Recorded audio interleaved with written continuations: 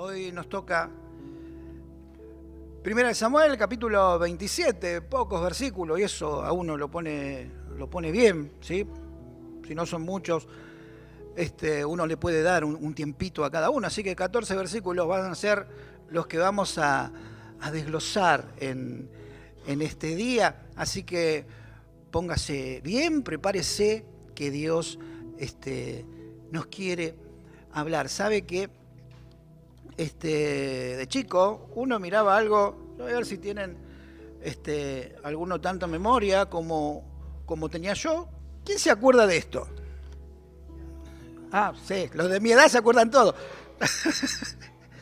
¿Sabe que era uno de los dibujos animados que en algún momento nos acompañaron cuando éramos chicos y era llegar a las 5 de la tarde y ponernos a mirar estas cosas que tenían como fundamento un coyote y quería atrapar a esa ave como era, y le llamábamos nosotros el correcamino, y entonces se había empecinado, era una obstinación de este coyote poder llegar a tener como almuerzo, como cena, a este animal. Y entonces iba por todos lados, ustedes quizás se acuerdan, y si no, pregunte, busque en YouTube, que allí también hay algunos capítulos de esto.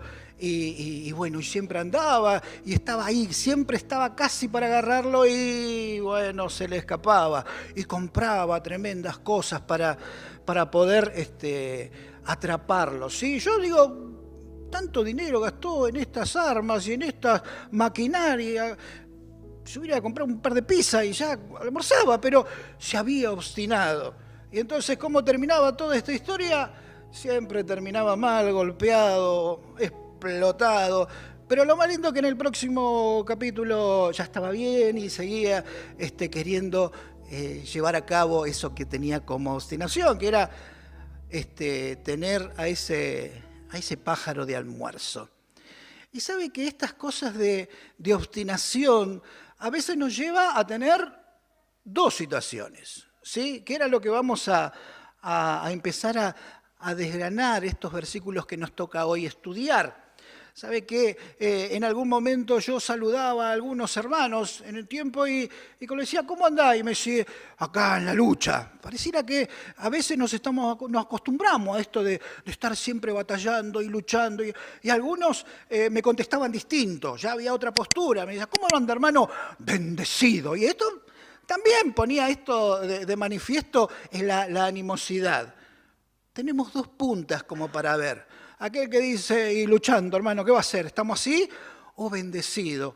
Podemos creer que Dios nos puede sacar, podemos creer que Dios nos puede ayudar y siempre estamos pendientes de Él. Tenemos a un David, en este capítulo 27 de Primera de Samuel, que vamos a ver un corazón como ese que decía, luchando, ¿sí? Aquí estamos hablando de aquel que Dios lo había salvado de osos, de leones, aquel que le había dado la posibilidad de derribar a aquel gigante como Goliat y darle la victoria al pueblo de Israel, defender aquel nombre tan pero tan amado por él, que era el de Dios, Jehová de los ejércitos. Y sabe que en esta situación, después de estar batallando y ver la maravilla de Dios, empezó en algún momento a desanimarse. Parece que a veces nos olvidamos de lo que Dios hace en nuestra vida. Nos ponemos delante de nosotros la posibilidad de bajar los brazos, de desanimarnos. ¿Cuántas veces en la palabra Dios nos impulsa y nos dice tengan ánimo? Quizás una de las armas más particulares del otro es que nos desanimemos, que veamos todo oscuro, que veamos que no hay salida y no hay solución, que no hay forma de que podamos zafar de alguna manera de tal o cual situación. Y sabe, mi hermana, mi hermano, que en este momento, después de haber sido liberado de aquel coyote llamado Saúl, siempre pareciera que estuviera un paso siempre adelante y podía liberarse, y Dios le daba la oportunidad de seguir, pero en un momento pareciera que se cansa. A veces también nosotros nos ponemos en esta situación. Tanta lucha, ya no quiero más.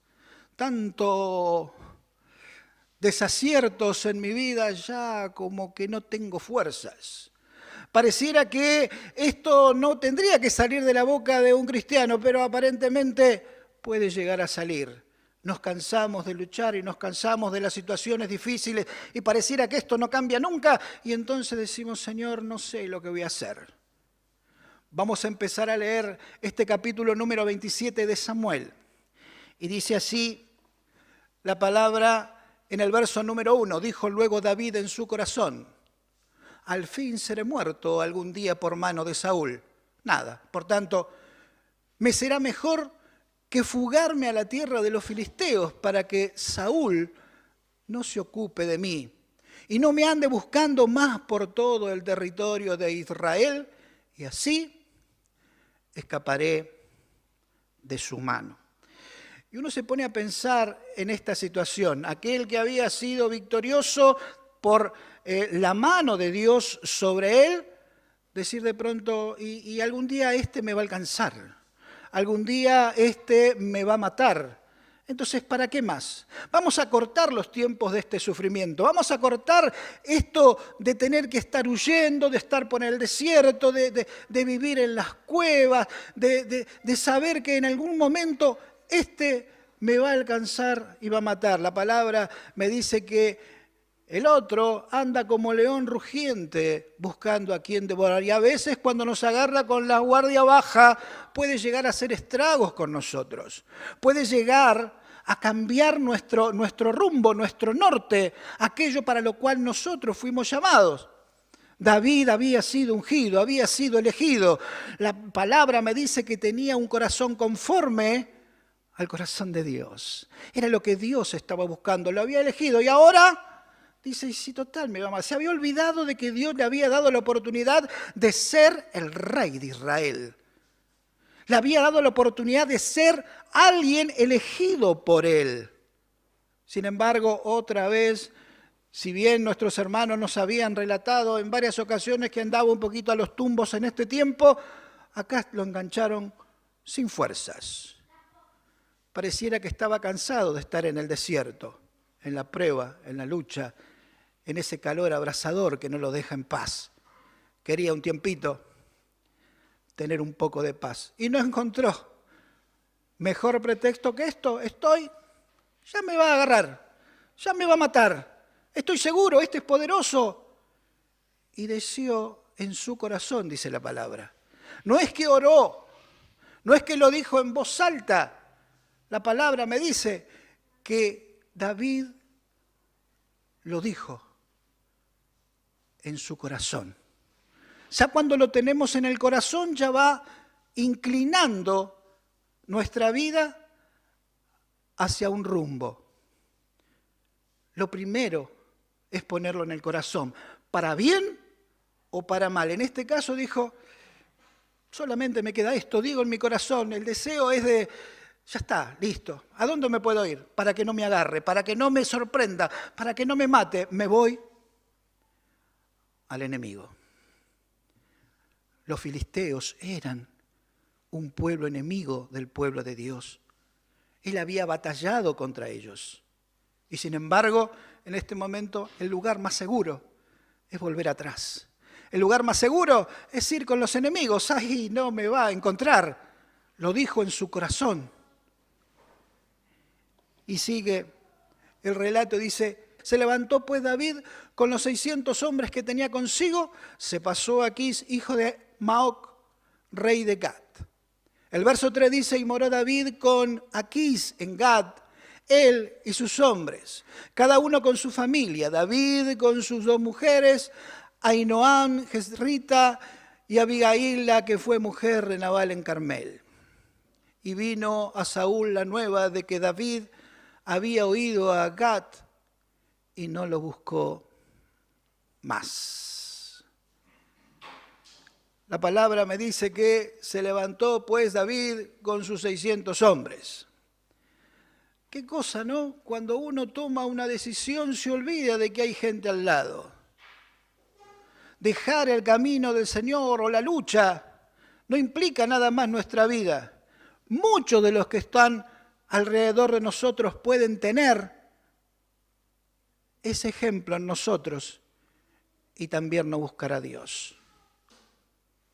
No fue David nada más el que se cruzó. No fue David nada más que tuvo que aceptar esta decisión de su vida. Me levanto y me voy. No, había 600 que también fueron con él a dejar la tierra de Israel e ir a tierra de los filisteos, enemigos del pueblo de Dios. Su decisión y mi decisión es tan influyente en nuestra casa, en nuestra familia, en nuestros hijos, en el que está al lado de nosotros, porque van a tomar ejemplo también de nosotros. Pueden quizás exhortarnos, pueden quizás decirnos, te estás equivocando, no tenés que ir para allá, pero en este caso, aquellos 600 hombres que no eran más que 600 hombres, porque iban con sus hijos, iban con sus mujeres, estamos hablando de mucha gente que porque David puso en su corazón que para él la salida era ir con el enemigo, también pasaron al otro lado. Y dice el verso número 5, seguimos avanzando, dice, y David dijo a Aquid, si he hallado gracia ante tus ojos, séame dado lugar en alguna de las aldeas para que habite allí. Pues, ¿por qué ha de morar tu siervo contigo en la ciudad real? Verso 6 dice, y aquí le dio aquel día a Siclag, por lo cual Siclag vino a ser de los reyes de Judá hasta hoy. El verso 7 dice, y fue el número de los días que David habitó en la tierra de los filisteos 1 año y 4 meses. ¿Qué me llama la atención y me duele? David habla y le dice, si he hallado gracia ante tus ojos, séame dado en alguna de las aldeas para que habite allí, pues ¿por qué ha de morar tu siervo? Yo cuando lo leía me dolía, porque siendo un servidor de Dios, un día le dice al enemigo que era siervo de él. Vemos que David con la guardia baja ya no sabía qué hacer. Fue allá y le pide un favor al enemigo. Le pide un favor a aquel que siempre fue enemigo de su pueblo, enemigo de su Dios y por lógica enemigo de él. ¿Por qué morar en la ciudad real? Un hombre que sabía que Dios tiene el reino, que tiene absolutamente todo, le pide permiso a un mortal enemigo de Dios morar en su pueblo, entre su pueblo. ¿Por qué voy a morar en la ciudad real? Se olvidó de que Dios le había prometido algo mucho más grande. La palabra me dice que le dijo tu siervo y me dolió. ¿Cómo lo dolería usted? Imagínese usted también pidiéndole al otro, mirá, ya no quiero predicar más, ya no quiero hablar de tus cosas, ya no quiero orar, ya quiero que me deje acá tranquilito, Señor, que Dios nos guarde para no pedir permiso al otro que nos deje tranquilo. Si a usted le tocó luchar, luche. Si a usted le tocó orar, ore. Si a usted le están costando las cosas, si a usted las rodillas se le están poniendo un poquito duras, lo bueno es hacerlo igual. Pedir igual. Porque si no las cosas van a ser peores. Todos tenemos libre albedrío de hacerlo o no hacerlo. Pero cuando estamos con pocas fuerzas, podemos equivocarnos en las decisiones que tomamos. Dice la palabra entonces que este rey lo recibió. Ya lo había recibido antes, creo que le había tocado a Mauricio allí en el capítulo número 21, en el cual se presentó a este rey y vio que las cosas estaban medias complicadas y y se hizo el loco, ¿sí? Pero el loco, loco, ¿sí? Y le fue tan bien esa actuación que el rey se lo creyó. Había un respeto para aquellas personas que tenían ese tipo de problemas. La palabra de Dios me dice que no era la primera vez, y la primera zafó y lo dejaron libre, y acá se presenta otra vez. Una de las cosas que más me llamaba la atención es, ¿por qué fue que lo recibió o no le llamó la atención? Si antes estaba loco y ahora estaba bien. ¿Qué pasó en ese tiempo? ¿Que le dé la receta por tantos que tenía allí? Pero, sin embargo, lo dejó. Vamos a ver por qué este rey lo dejó. Primero, lo que antes no era tan claro de dónde había aparecido y de dónde venía, ahora sí, se encontró con que tenían algo en común. David y este rey tenían algo en común. ¿Cuál era? El mismo enemigo, Saúl. Uno escapando de Saúl, el otro que ojalá pudiera batallar y vencerlo. Entonces dijo, este me puede servir. Pero no solamente él. Acuérdese que él no venía solo. David trae consigo a 600 hombres y cada uno con su familia.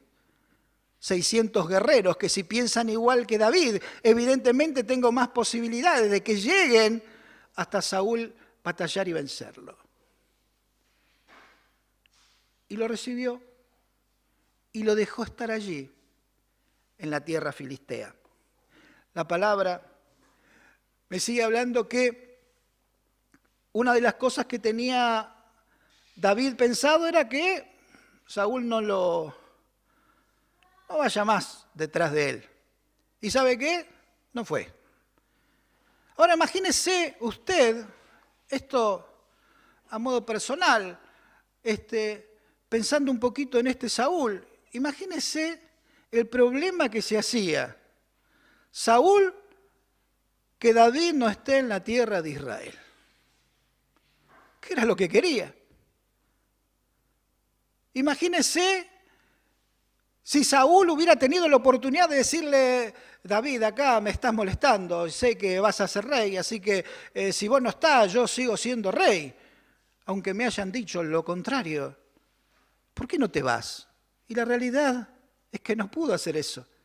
Sin embargo, cuando estamos con nuestros brazos débiles, cuando nos agarran en un momento difícil, podemos tomar decisiones equivocadas, cada vez peor. Y dice la palabra, David lo someta, Saúl dejó de perseguirlo y David estaba en una posición peor todavía. Porque antes servía al Dios vivo y ahora tenía que servir a este rey filisteo. Una de las cosas que uno ha tenido en cuenta es que siempre David alabó a Dios, aún en situaciones difíciles, aún en momentos delicados, cuando se sentía mal, presionado, angustiado, quizás enfermo, triste, abatido, pero sin embargo nunca dejó de alabar a Dios. En tierra enemiga no hay un registro de que haya quedado un salmo dedicado al Dios vivo. Estar en el lugar equivocado nos aleja de esto que teníamos como primordial en nosotros. Adorar, bendecir, exaltar el nombre de nuestro Dios.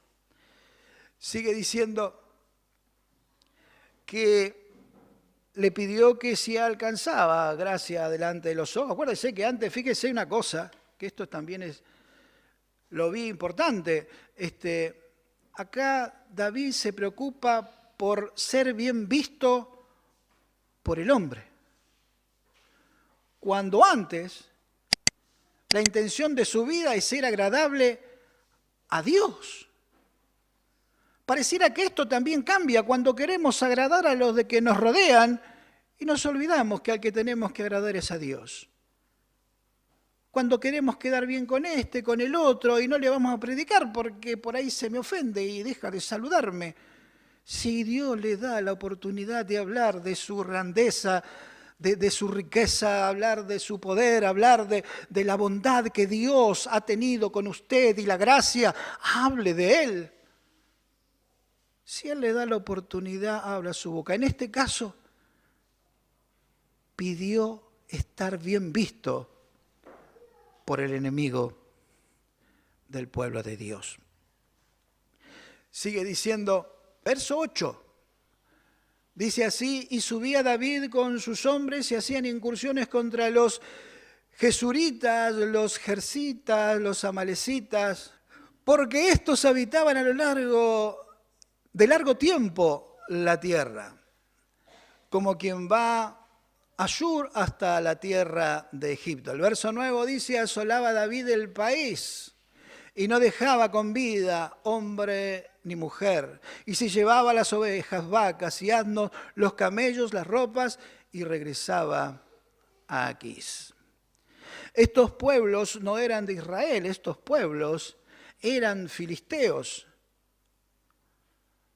Allí en ese lugar, una de las cosas que habría que destacar, que David nunca se olvidó de quiénes eran los enemigos. Sabía que estaba morando en la tierra de ellos. Sabía que le pidió al rey de ellos poder vivir ahí. Pero cuando podía, dice que hacía incursiones. Iba y encontraba esos pueblos y los exterminaba. Los aniquilaba. No dejaba nada. ¿Por malo? No. Quizás era para que si alguno que acaba con vida le vaya a decir aquí es que este los estaba atacando. La palabra de Dios me cuenta que cada vez que entraba, aniquilaba a todos ellos. Hacía el trabajo de Dios en la tierra, o por lo menos lo que hubiera querido Dios, pero seguía en tierra enemiga. Seguía en un lugar distante. Y dice, verso número 10, y decía aquí, ¿dónde habéis merodeado hoy? Y David decía, el Negev de Judá, y el Negev de Jeramel, y el Negev de los ceneos. Ni hombre ni mujer dejaba David con vida para que viniese a Gad, diciendo, no sea que le den aviso de nosotros y digan, esto hizo David, y esta fue su costumbre todo el tiempo en que moró en la tierra de los filisteos. Verso 12, y aquí creía a David y decía, se ha hecho abominable a su pueblo Israel, y será siempre mi siervo. Lo que consiguió David con aquel rey era que pensaba el rey que había encontrado un paladín, había encontrado guerreros, que había encontrado un grupo de personas, varias, 600, que batallaban a su favor. Se lo creyó y allí estuvo. Y no estuvo nada más que un tiempito, dice la palabra, que 1 año y 4 meses. Y llegamos a este terreno, que es el capítulo 28, 2 versículos nada más. Y dice, aconteció en aquellos días que los filisteos reunieron sus fuerzas para pelear contra Israel. Y dijo Aquís a David, ten entendido que tú has de salir conmigo a la campaña, tú y tus hombres. Y David respondió a Aquís, muy bien, tú sabrás lo que hará tu siervo. Y aquí dijo a David, por tanto, yo construiré guarda de mi persona durante toda mi vida. La palabra de Dios me dice que estaba en una encrucijada. Otra vez David había tenido que recurrir a una evasiva en respuesta a aquella pregunta. Vamos a ir contra el pueblo de Israel. ¿Y tú vas a estar conmigo? Le dice el rey. Tú vas a ser mi paladín, vas a ser aquel que va a estar al lado batallando contra ese pueblo. Ya estaba creyendo ese rey que el enemigo de David era el pueblo de Israel. Y la palabra me dice que le dijo, bien piensas. No le dijo que sí ni no. Bien ahí, estuvo bien, pero la realidad es que seguía en tierra enemiga, sirviendo al enemigo y tiene que decidir qué va a hacer. Ahora, conclusiones de esto que hemos leído. Primero, entender a David. ¿Cómo entender a David? Porque podemos decir muchas cosas de David en este tiempo. Pero ¿cuántas veces nos ha tocado a nosotros estar con la guardia baja? Estar desanimado. Ver que las cosas no cambian y ponernos mal. Nos debilitamos. Y a veces tomamos malas decisiones. Entonces, acuérdese que muchos de nosotros fuimos David. Y en esto, lamentablemente, nos debilitamos, no sabemos tomar una decisión correcta y tomamos a veces la peor. Pero Dios tiene siempre la oportunidad de que mientras tengamos posibilidad, volvernos a Él. Pero vamos a ver las conclusiones. No le pegue mucho a David, porque muchas veces podemos haber transitado el camino que ha tenido David. David escogió una alternativa incorrecta, no solamente incorrecta, sino, como pusimos ahí, bastante peligrosa. Vivir en tierra donde no quieren a Dios. Estar dispuesto a escuchar cosas que no son convenientes. Porque nos apabulló los problemas, porque las dificultades hicieron que la carga sea demasiada. No es tan vital para que pongamos en juego la salvación de nuestra vida o el bienestar de, acuérdese que David no estaba solo, había mucha gente alrededor de él. Podemos darnos cuenta también que Dios dejó plasmado acá la debilidad de un gran hombre.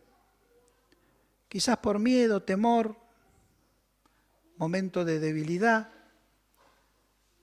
pero estamos hablando de David. Si le pasó a David, ¿cómo no me va a pasar a mí? Es probable. Pero también debemos entender que cada día necesitamos de su gracia. Cada día necesitamos de que Él nos ayude. Diariamente necesitamos de Él. ¿Para qué? Para no caer en estos pozos. Para no tener esos pensamientos. Para no creer que estamos cansados y que Dios se equivocó con nosotros. Que no era para tanto. No era para ser rey. Era para estar. Pareciera que nos olvidamos porque usted fue llamado, porque yo fui llamado. No fue para jugar al cristiano, fue para que conozca a Dios, su amor, su misericordia. Ofensas, sí. Es muy probable que se haya tomado esto de ira con el enemigo como una ofensa. Pero también, como vamos a ver la próxima reunión, vamos a ver que la misericordia de Dios siempre nos da la oportunidad de volver a Él. ¿Y qué tendrá esta imagen que ver? Una vez alguien me dijo que las aves no depositan su confianza en la rama que soporta su peso, sino en las alas que pueden hacerlo volar. Yo no sé el problema, la dificultad que por ahí se están acumulando delante de tu vida. Las situaciones, vivimos un poquito convulsionados en estos últimos días, pero la confianza que no sea donde está apoyado, la confianza sea aquellas alas que le dio Dios para buscarlo, para estar con Él, para recibir de su gracia, de su fortaleza, aquel que le anima a seguir. ¿Dónde estamos poniendo nuestra confianza? Que sea Dios el que haya hablado a cada uno de nosotros me habló y quería compartirlo. Que su confianza siempre, siempre sea al Dios vivo. Dios le bendiga.